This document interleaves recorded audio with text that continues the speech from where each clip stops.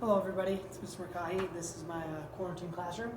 What I want you to do today is to please turn to 7.1, unlock the problem. So I'll wait a minute for you to get there. So the first thing we're going to do is we're going to read the question. Unlock the problem says, Maya collects stamps. She has 20 stamps in her collection. 4/5 of her stamps have been canceled. So what we're going to do is we're going to find 4/5 of 20. You can see that right next to your lock icon. Now, what we're going to do is I'm going to skip ahead and we're not going to do the drawing. What I'm going to do today is just teach you how to do the multiplication. When we multiply fractions, it's actually pretty easy. The first thing we're going to do is we're going to find 4/5 of 20, and we're going to come up with our answer. To do that, another way is just doing 4/5 times 20. As we know that every whole number can be written as a fraction. So 20 is the same as 20 over 1. When we multiply, we're going to rewrite the equation. So we're going to go 4/5 times 20. Now, what we have to do now is pretty easy. We're just going to multiply across. So, 20 times 4 is 80. 5 times 1 is 5. But we can't leave this as an improper fraction, so we're going to have to change it up. And how we do that is just look at this. We got this line.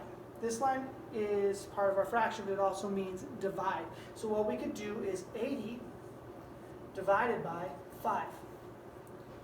5 can go into 80 one time. 8 minus 5 is 3. Carry down my 0. 5 goes into 30 6 times. Subtract 30, and we get 0. So 4/5 of 20 is actually 16. So 4/5 of 20 is 16. So how many of her stamps were canceled? 16 stamps.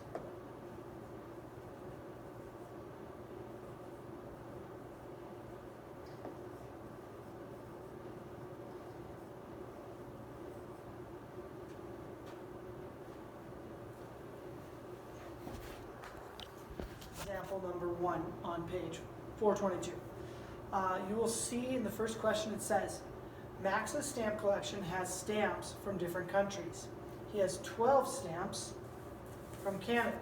So I'm going to underline 12 stamps so we know what we're working with. Of those 12 stamps, 2/3 of them have pictures of Queen Elizabeth.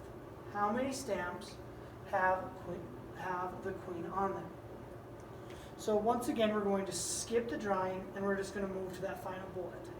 The final bullet says, complete the number sentence. 2/3 of 12 equals blank. We know that also means 2/3 times 12. So once more, we're going to rewrite this number sentence, turning the whole number into a fraction. So when we rewrite this, it's going to be 2/3 times 12 over 1.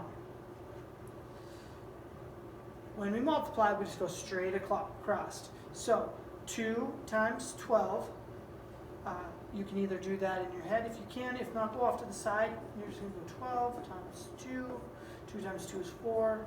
2 times 1 is 2. So 2 times 12 is 24. And then we're going to draw our line, and then we're going to go 3 times 1 is 3. Now, we can't leave this as an improper fraction, so we have to divide. This line here means divide. So, the numerator is always going to go in our divisor.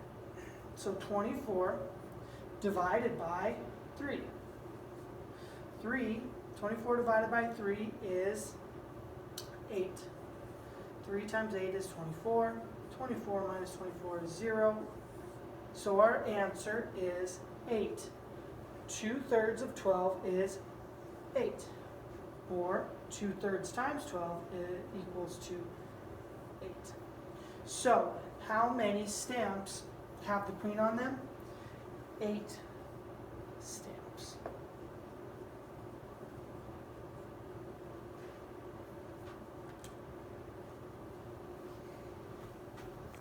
All right, everybody, what I want you to do now is to go to try this on the bottom of page 422. The question says, Susanna has 16 stamps in her collection. 3/4 of the stamps are from the United States. How many of her stamps are from the United States and how many are not? So I underlined a few things. I underlined 16 and 3/4 because those are the numbers that we're going to be multiplying. I also underlined from the United States and are not because it's asking for two different things. So we're going to have two answers for this question. The first thing we're going to have to do is to come up with a number sentence. And what we're going to do is 3/4 times 16 because that is our total amount of stamps. We want to find 3/4 of 16. So we have to turn 16 into a fraction, so we're just going to go 16 over 1. Now we can multiply across.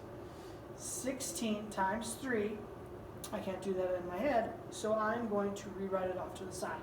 16 times 3, 6 times 3 is 18, carry my 1, 3 times 1 is 3, plus 1 is 4. So now I have 48.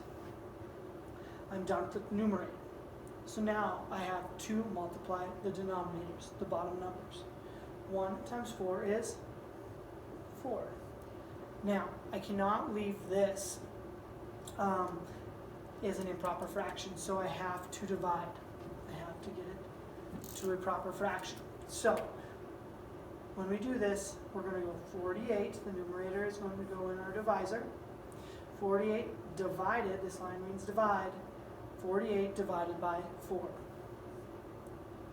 Now we can do it. 4 goes into 4 one time. 4 divided minus 4 is 0. Bring down my 8. 4 goes into 8 two times. And we have our answer. So, how many stamps are from the United States? We have 12. 12 stamps are from the United States.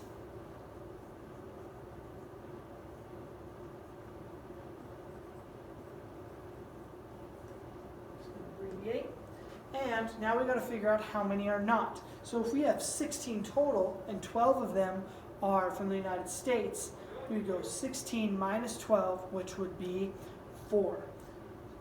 So 12 are from the United States and 4 are, where is that? Not. So our answers are 12 and 4. You need to have both for that question.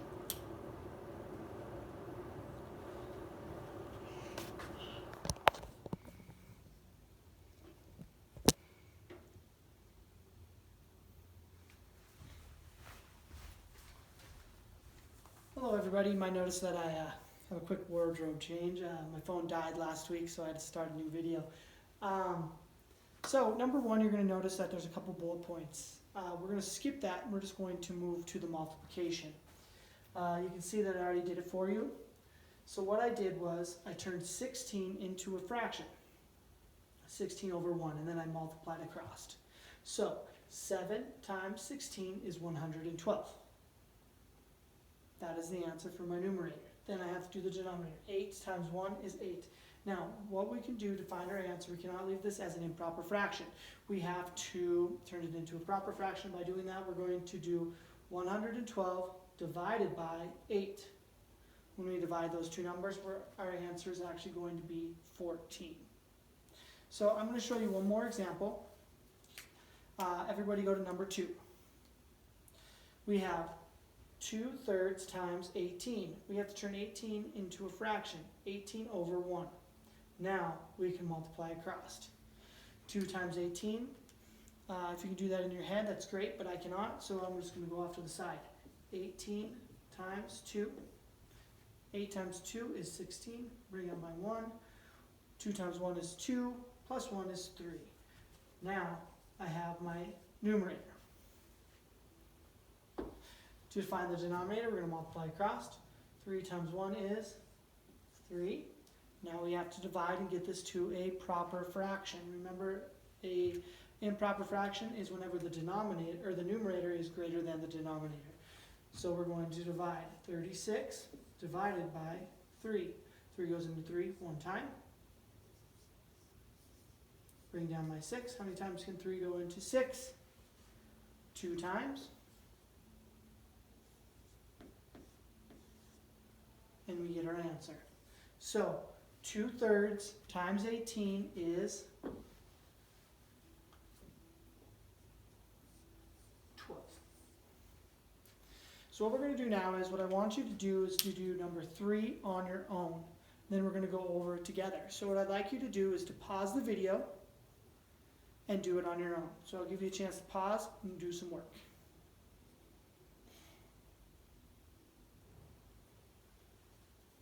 All right, welcome back. I hope you all get the right answer. So the first thing you know that you have to do is to turn 15 into a fraction. So 15 over 1. Now we can multiply across. 2 times 15 is 30. 5 times 1 is 5. And now we have to turn this into a proper fraction. And to do that, we're going to have to divide. So 30 divided by 5 is 6. I hope all of you guys got 6 as your answer. For our final one, we're going to do the same thing as the last. I'm going to have you guys work on it on your own, so please pause the video and give it a shot. Alright, so hopefully you paused, and we are going to work through it together. So 2/3 times 6, we have to turn 6 into a fraction first, so 6 over 1. Now we can do it. So we're going to multiply across. 2 times 6 is 12. 3 times 1 is 3. 12 divided by 3 equals 4. 4 is the answer. So those are all the examples I'm going to give you for this lesson. What I want you to do for the remainder of the day is to do 5, 6, 7, and 8. Finish that and you're done with math for today. Tomorrow I'd like you to start your homework. Have a good break for the rest of the week, I guess. It's not a break. And hopefully we can get you guys back in school as soon as possible. Miss you guys.